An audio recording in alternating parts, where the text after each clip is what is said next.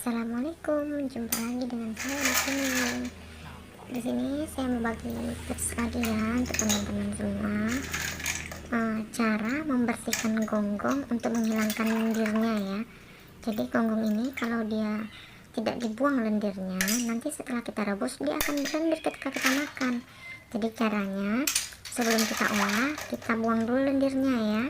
Caranya, ambil garam kasar, rendam dulu ini gonggongnya seperti yang di video ini ya, ikuti, rendam dalam air segini. Habis itu nanti ditabur dengan garam kasar 1 genggam aja, nggak usah banyak-banyak. Habis itu udah ditabur garam kasar, diaduk-aduk dulu. Habis itu diamkannya kurang lebih 15 menit atau 10 menit ya, tergantung ini juga lah, terserah teman-teman aja. Sebenarnya 10 menit udah keluar lendirnya, kalau kemarin saya 15 menit ini ya. Jadi caranya seperti itu aja ya. Oke, semoga bermanfaat, jangan lupa subscribe. Terima kasih. Assalamualaikum warahmatullahi wabarakatuh.